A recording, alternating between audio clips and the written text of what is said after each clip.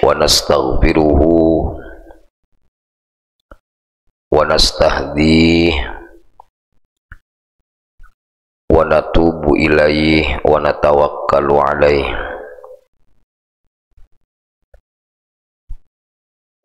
wa na'udzu billahi min syururi anfusina wa min sayyiati a'malina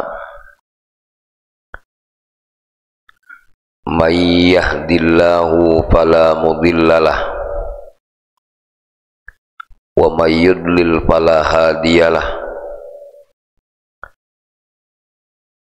Allahumma salli wa sallim wa barik wa tarham wa tahannan ala abdika wa rasulika sayyidina wa habibina wa syafi'ina wa maulana Muhammad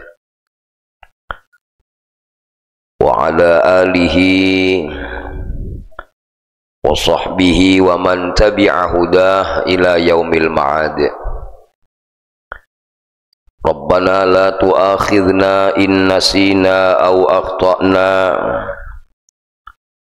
Rabbana wa la tahmil alaina isran kama hamaltahu ala alladhina min qablina Rabbana wa la tuhammilna ma la taqata lana bih wa'fu anna waghfir lana warhamna anta maulana fansurna alal qaumil kafirin. Rabbi shrah li sadri wa yassir li amri wahlul 'uqdatam min lisani yafqahu qawli. Subhanaka la ilma lana illa ma 'allamtana innaka antal alimul hakim. Bapak Ibu pejuang subuh yang mudah-mudahan senantiasa diistiqomahkan Allah Subhanahu wa ta'ala.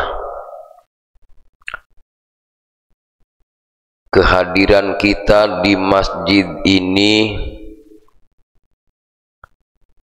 akui itu adalah bukti nyata kebesaran Allah Subhanahu wa ta'ala. La mawjuda illallah. Tidak ada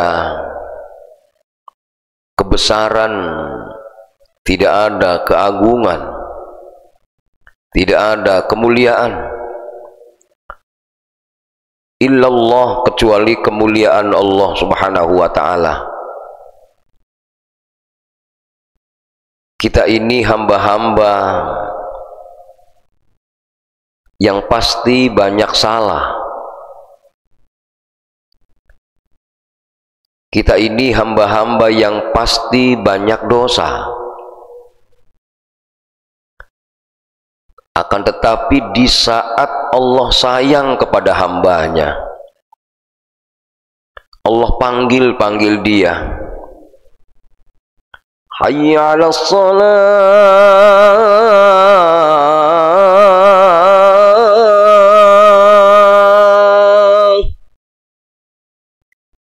Tidak ada satupun kekuatan yang menghunjamkan panggilan itu di hati kita kecuali Dia yang Maha Besar. Tidak ada yang mampu menggetarkan panggilan itu dalam rasa kita yang paling dalam kecuali Dia yang Maha Agung. Dia bukan sekedar menggetarkan pikiran kita. Dia bukan sekedar menggetarkan rasa kita, tapi menghadirkan keinginan kita, bahkan menggerakkan fisik kita melangkahkan kaki di tempat ini dengan pengakuan dosa di hadapan Allah Subhanahu wa ta'ala.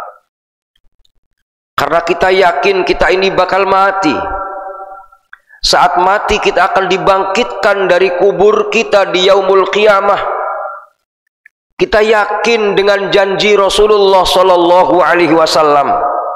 Siapa orangnya yang menuju rumah Allah kondisi gelap, maka Allah akan terangkan perjalanannya menuju Allah di yaumul qiyamah. Amin Allahumma ya rabbal alamin. Ya Allah, saya bahagia sekali di saat melihat saudara-saudara muslim kemudian pagi-pagi sudah hadir di masjid dia, sudah duduk di masjid dia. Ya Allah, bangkitkan kami seperti ini. Di saat kami bangkit, kami sujud menghadap-Mu ya Allah. Jangan sampai kita dijadikan Allah subhanahu wa ta'ala kelak di yaumul qiyamah saat diperintahkan untuk sujud, kita tidak mampu untuk bersujud. Subhanallah, na'udzubillahi min dzalik. Salawat dan salam kita sanjungkan kepada baginda Rasul Muhammad sallallahu alaihi wasallam, pada semua keluarganya, semua sahabatnya, serta seluruh pengikutnya ila yaumil qiyamah. Amin Allahumma ya rabbal alamin. Hadirin Bapak Ibu yang dirahmati Allah, pagi ini kita merenungi perjalanan haji teman-teman kita yang tahun ini haji, dan kita merenungi perjalanan kita saat kita haji.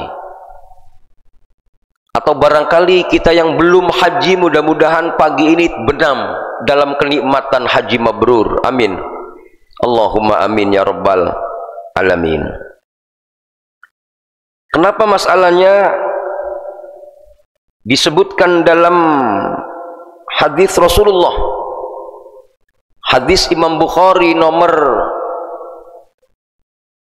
1773, al-umratu ilal umrati kafaratun lima bainahuma wal hajjul mabrur laisa lahu jazaun illal jannah. Umrah yang satu dengan umrah yang lain itu menghapuskan dosa di antara keduanya. Kita umrah bulan ini, kita umrah bulan berikutnya, perjalanan antara satu umrah dengan umrah yang lain ini adalah menghapus antar keduanya. Wal hajjul mabrur, haji mabrur, laisa lahu jaza, tidak ada balasannya, illal jannata, kecuali surganya Allah subhanahu wa ta'ala. Haji rukun Islam yang paling final. Haji itu rukun Islam yang kelima. Ada apa di balik haji masuk dalam rukun iman, rukun Islam yang kelima? Kita lihat teman-teman kita di Mekah, sudah banyak yang sudah tawaf wada. Pada tanggal 8 bulan Dzulhijjah, jamaah haji Indonesia pergi ke Arafah, Pak. Tanggal 8 ada yang kepengen mendapatkan kesempurnaan. Tanggal 8 bulan Dzulhijjah, yang kita kemarin tanggal 10-nya hari Jumat di sini, tanggal 9-nya di sini berarti hari Kamis, tanggal 8-nya di sini hari Rabu. Hari Rabu itu di antara jamaah, sebagian banyak Pak, sebagian banyak jamaah kita Indonesia itu langsung pergi ke Arafah. Malam tanggal 9 itu mereka nginep di Arafah. Tapi bagi mereka yang ingin mendapatkan sunnah, tanggal 8 tidak pergi ke Arafah, dia pergi ke Mina, Pak. Saya waktu haji, berkali-kali haji, saya selalu melaksanakan tanggal 8 itu saya ke Mina, karena Rasulullah itu di Mina tanggal 8. Baru pagi tanggal 9 saya baru niat untuk haji. Walaupun jamaah haji kita dari mulai tanggal 8 sudah pakai ihram, niat nawaitul hajja wa ahramtu bihi lillahi ta'ala. Saya niat menggunakan ihram untuk berhaji karena Allah subhanahu wa ta'ala. Bertalbiyah kemudian labbaik Allahumma labbaik labbaik la syarika laka labbaik innal hamda wan ni'mata lak wal mulka la syarika lak innal hamda wan ni'mata lak wal mulka la syarika lak. Itu aslinya di Mekah itu begini Bapak Ibu talbiyahnya, labbaik Allahumma labbaik labbaik la syarika laka labbaik innal hamda wan ni'mata laka wal mulk la syarika lak. Coba barangkali kita berhayal sedang di Mekah ini. Kita merenung saat ini kita sedang pakai ihram. Saat ini kita berangkat ke Arafah, Pak. Bismillah, sama-sama ikuti saya. Bismillahirrahmanirrahim. Nawaitul hajja wa ahramtu biha. Nawaitul hajja wa ahramtu bihi lillahi ta'ala. Saya niat haji dengan menggunakan pakaian ihram karena Allah Ta'ala. Labbaik Allahumma hajjan, ya Allah, aku penuhi panggilanmu untuk melaksanakan ibadah haji. Setelah itu Bapak Ibu ikuti saya, labbaik Allahumma labbaik labbaik la syarika laka labbaik innal hamda wan ni'mata laka wal mulk la syarika lak labbaik Allahumma labbaik labbaik la syarika laka labbaik innal hamda wan ni'mata laka wal mulk la syarika lak labbaik Allahumma labbaik labbaik la syarika lak labbaik innal hamda wan ni'mata laka wal mulk la syarika lak. Kalau kita renungi bacaan talbiyah labbaik, aku datang ya Allah, kami datang ya Allah memenuhi panggilanmu ya Allah. Kenapa bahasanya labbaik Allahumma labbaik? Kami datang memenuhi panggilanmu ya Allah, karena memang orang yang haji itulah orang yang dipanggil Allah melalui panggilan Nabi Ibrahim alaihissalam. Wa'adzin finnasi bil haji ya'tuka rijalan wa ala kulli dhamirin ya'tina min kulli fajjin amiq. Ketika Nabi Ibrahim selesai mendirikan Ka'bah bersama Nabi Ismail alaihissalam, maka Nabi Ibrahim diperintah oleh Allah, Ibrahim panggil orang-orang untuk datang untuk melaksanakan ibadah haji dari penjuru dunia yang jauh. Mereka pasti akan datang. Apa kata Nabi Ibrahim? Ya Allah, betapa kecil suaraku, betapa kecil bagaimana aku memanggil mereka, bagaimana mereka mau datang. Apa kata Allah? Panggil. Kau yang memanggil, aku yang akan menggetarkan umat di dunia untuk datang menuju aku, menuju rumah Allah subhanahu wa ta'ala. Bisa dibayangkan Bapak Ibu, yang memanggil Nabi Ibrahim. Nabi Ibrahim waktu itu berdiri di atas gunung Jabal Abi Kubais namanya. Bapak Ibu yang sering berkunjung ke Mekah atau pernah berkunjung ke Mekah, Bapak Ibu tahu tempat sa'i, Safa Marwah. Bapak Ibu keluar dari Marwah mau menuju hotel, samping Marwah itu dulu namanya Jabal Abi Kubais di situ. Tuh, belakang Jabal Abi Kubais disitulah rumah Rasulullah Shallallahu Alaihi Wasallam.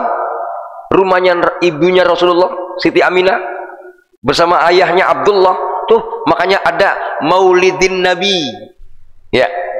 Di manakah Nabi SAW lahir? Sampingnya Jabal Abi Kubais. Nah, itu sampingnya Jabal Abi Kubais. Saat kita keluar dari Marwah, ada, mohon maaf, MCK, kamar mandi. Itu rumahnya Siti Khadijah tuh di situ. Diwakafkan buat WC, Masya Allah, luar biasa. Saya kalau ngerenungi peta Arab Saudi itu merinding, ya Allah. Tempatnya orang-orang hebat itu ternyata. Disitulah Nabi Ibrahim diperintahkan Allah untuk naik gunung. Wa'adzin finnas, Ibrahim, panggil mereka tuh. Ya'tu karijalan, mereka akan datang. Min kulli dhamir, dari segala penjuru.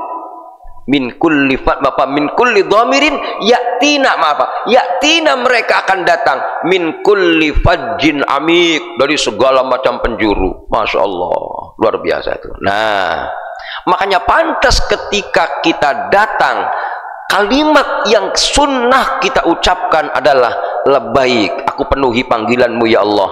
Labbaik, aku penuhi panggilanmu ya Allah. Labbaik la syarika laka labbaik, aku penuhi panggilanmu ya Allah, tidak ada sekutu bagimu ya Allah. Kenapa dikatakan tidak ada sekutu bagimu?